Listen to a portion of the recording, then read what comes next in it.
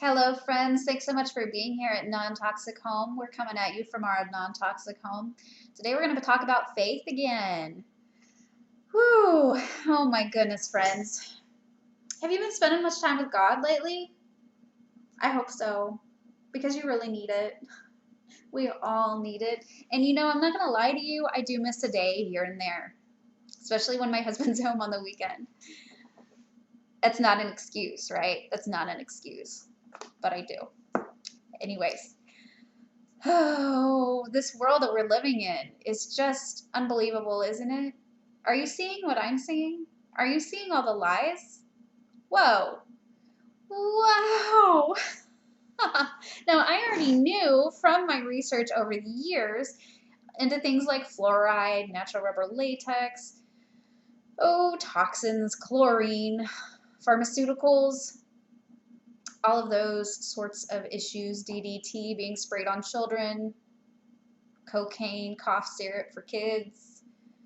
I already knew that we lived in an age of deceit and lies. That's nothing new to me here. It's really hard to find factual information that isn't manipulated by nefarious corporate forces, right? Have you tried to look at peer-reviewed studies lately? They're just getting worse and worse. And I literally throw out about 70 to 80% of the studies that I look at because they're just terrible. It's not science. Science is not science anymore. Science is propaganda. Did you hear me? Science is propaganda. I'm sorry to repeat it. I know you heard me the first time. It is unbelievable the amount of junk science out there. And what's hilarious is that the news will tell you about the junk science while reporting that coffee is good for you, coffee's bad for you, wine is good for you, wine is bad for me. Guess what? Those studies are junk science.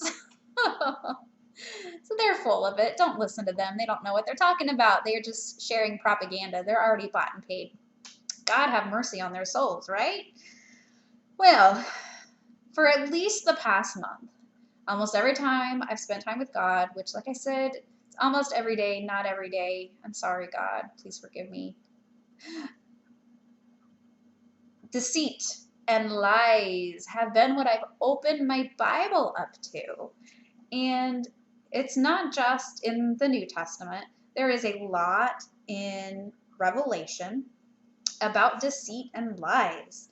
And I have here in Thessalonians written down, religious deception is a major sign of the end times! Exclamation mark, exclamation mark, exclamation mark.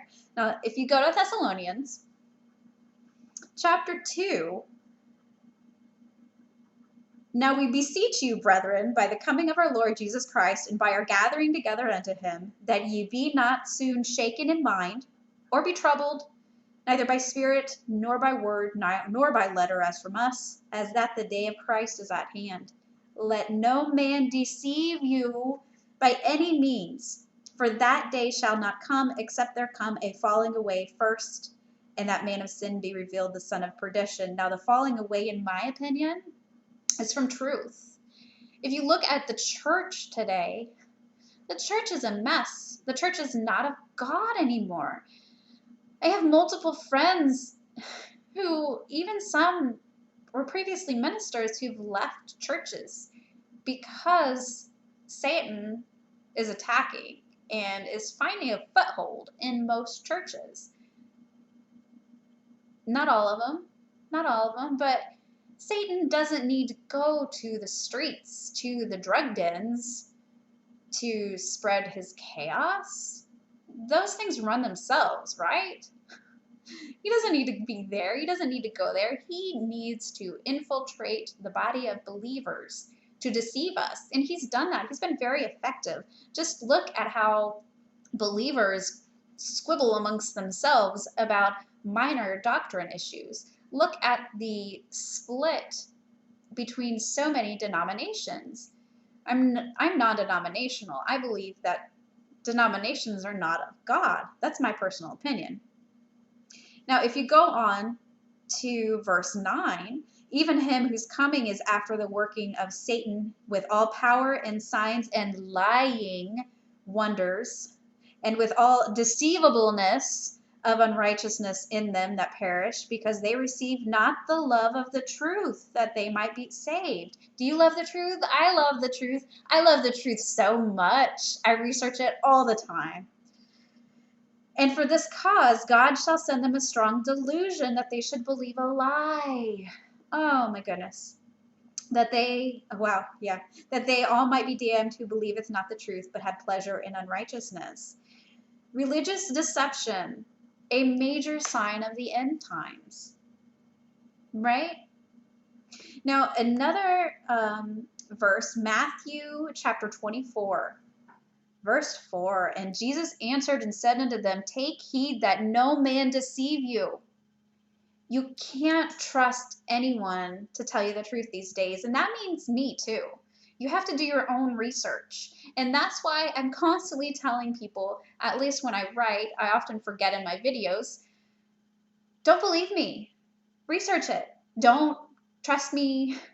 Don't blindly take me at my word as fact. Research it. Don't trust the experts. The experts are bought and paid. The experts would have killed me multiple times if I had not woken up to the truth. That's not an exaggeration. Not even a little bit. I would be dead thousands and thousands and thousands of times over if I had not taken my health into my own hands. Verse 5, so for many shall come in my name, saying, I am Christ, and shall deceive many. Skip down to verse 11. And many false prophets shall rise, and shall deceive many. Deceit, deceit, deceit. And if you go to Revelation, oh, wow. Chapter 3, verse 11, behold, I come quickly. Hold that fast which thou hast, that no man take thy crown. Don't let anybody take your corona. Don't let anyone take your crown. Don't let anyone take your mind. Don't let them take your brain. Really. This is what God is saying, in my personal opinion. Deceit, in my opinion, is the number one sign of the end times. Deceit and lies. Turn on the news at night. Listen to the virus drama.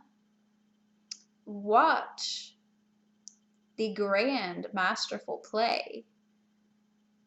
And it is a play. It's just a play. It is a drama. And almost everything that comes out of the mouths of the people who are speaking is a lie. A blatant, bald-faced lie. Sure, there are seeds of truth here and there. Of course there are. But if you really research it, and it really doesn't take a lot of time to find the truth, because they have it right out there for everyone to read in peer-reviewed studies, such as what Fauci has written. Actually, he wrote an editorial or an op-ed, my mistake, but it was in a journal, peer-reviewed journal. They're telling us that they're lying to us. They are literally admitting in press conferences that the statistics are made up. Now, if I had done that when I was in college, my professors would have hit me on the head with a journal, and rightly so. I would have been kicked out of college if I had tried to do some of the things that these people are doing. They're just flat out lies. And I think a lot of people are waking up, and I honor that. I think that is one good thing that has come out of this huge mess. I wish that that wasn't the case. I wish that this whole thing had not happened. The truth is that they're already telling us through various peer-reviewed journals that this isn't going to end. This is going to continue for 18 to 24 months.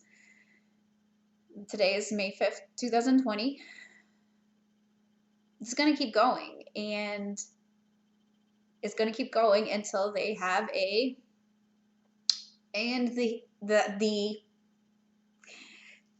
is likely going to be problematic if DARPA has their way It will impact our DNA. It will essentially fuse to the DNA. You will not be able to get it out of your system. It creates a third strand of DNA. It's very technical, and I don't want to overwhelm you here with that information, but you really need to know this if this is what ends up being portrayed as our salvation. You won't be able to think anymore. You'll be part of AI. They'll be able to control you. And this isn't a conspiracy theory. This is what the experts are saying. This is what DARPA is saying. This is what the corporations are telling us. This is what the technocrats are telling us. It doesn't take much digging to read that this is their agenda. This is their end game. Look at the World Economic Forum's website on this issue. I don't want to say the word. And explore their end game. Explore how this issue is going to impact every aspect of our lives. Look at what they're saying is the only solution to this. Look at it. Look at United Nations Agenda 21. On the surface, it sounds wonderful, but if you dig a little bit, it's an absolute Orwellian nightmare. It's like 1984 combined with Brave New World. It's a technocratic state where there are no politicians and everything is run by artificial intelligence. China is already an artificially run state. AI is already calling the shots, at least in some things over there. Right? You've seen this, correct? This sudden desire to be like China isn't accidental. I know this is a lot to take in if you haven't heard it before, but it's really important that you understand that we're living in the end times. A one world government is coming. This is what they want. This is what they want. This is the end game. And population control is part of it. So you have to know when to say no. You have to know what's going into your body. And sometimes it takes a little bit of research. But God's got this, right? You have to cultivate that personal daily relationship with Christ. Pray unceasingly. Excuse me, I just burped. Pray unceasingly. That means you are constantly walking with your Lord, constantly in step with Him. If you read something and it doesn't sound right, well, God, something isn't right about this. You know, test everything. If something I said doesn't make sense, test it. Test it. I am not the absolute authority on everything. No one is except for God. He's the only authority. Your pastor is not the authority. Your pastor gets things wrong all the time, just as I do. But know that we are living in a time of great deception, and God told us so. He warned us. This is His user manual. Some people say, goodness, I wish that the human body came with a user manual. Guess what? It did. We have one. We have a user manual here. We have the information that we need to go on with our lives and ensure our eternal salvation.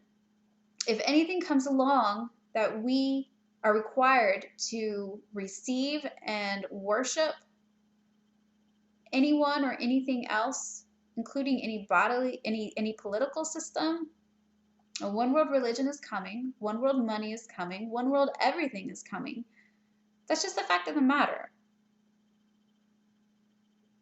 There's nothing to be afraid of because God tells us over and over, do not fear. I hope this has provided some insight into what I'm finding in my time with God so that you can test it and think about it and keep what resonates, let go of what doesn't. Research it. Research the things that I've said because you need to know these things moving forward into this brave new world. Many blessings. Thanks for tuning in. Please like, subscribe, and share with like-minded friends. Be sure to subscribe to our weekly newsletter because the fact of the matter is that this video could be taken down at any time by YouTube because we love censorship. Bye, friends.